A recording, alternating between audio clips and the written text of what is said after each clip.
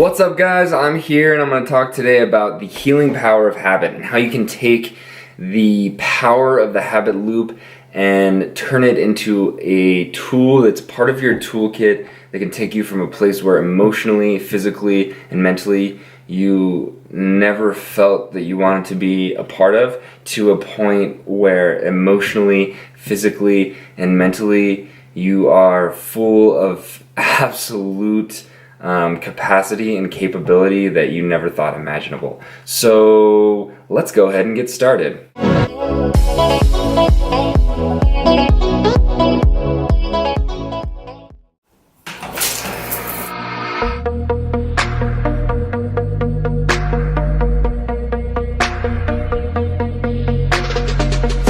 that I'd be better off if I were on my own.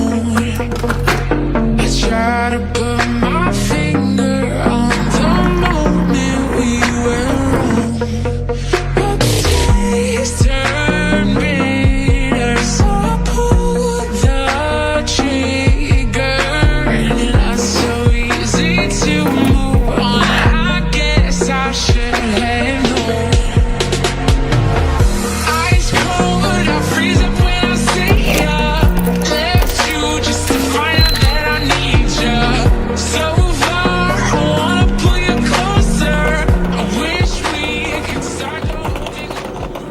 Habits are what make you. Now, what do I mean by that? I mean, if you have a goal of attaining this large amount of knowledge, okay, you're never just going to have it inserted into your mind just like the Matrix, where it's like, okay, USB drive into the brain, boom. Same thing with exercise. You're never going to be that big buff bodybuilder or that skinny ballerina through, just one day of exercise. The greatest things in life come through hard work and increment. Now, we're going to go into kind of the science of habit. Charles Duhigg, in his conglomerate of research, has really taken the habit and taken it down into a process that's based on 3 different attributes. These attributes are known as the cue, the routine, and I hope you guys can see this, and the reward.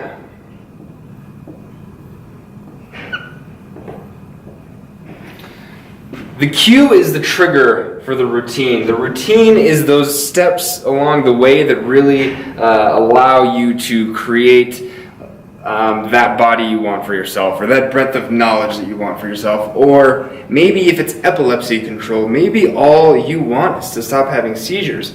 They say, the research says, it takes approximately 21 to 72 days to build a habit. This is minimum. This is minimum, and this is maximum. What research has discovered is in the brain, when a routine is, a difficult routine is actually performed, the activity of the brain, what happens through this process is the activity of the brain goes like this, and it spikes during the routine, and then it spikes even more during the reward with those dopamine centers, or those reward centers.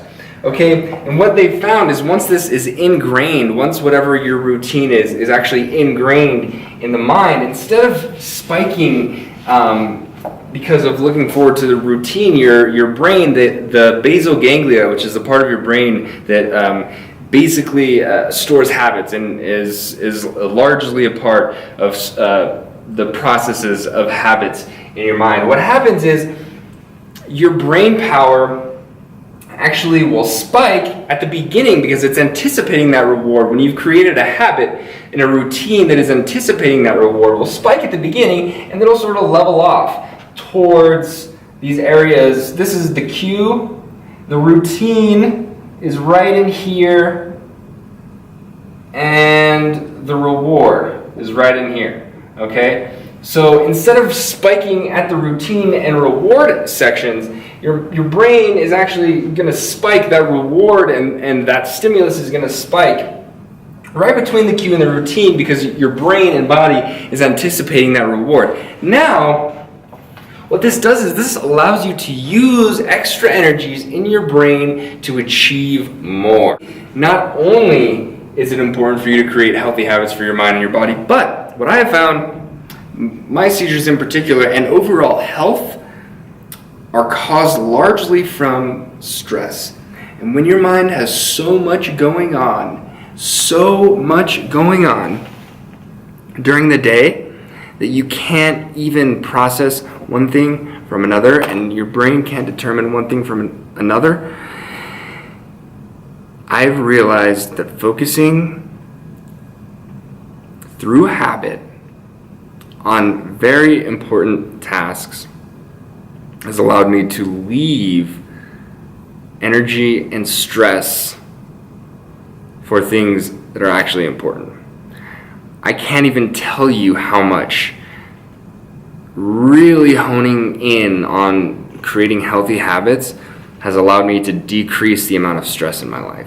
Since stress has decreased in my life, my seizure count and volume has essentially been eliminated, and so largely attributed to stress. So guys, build some habits. Since I left you,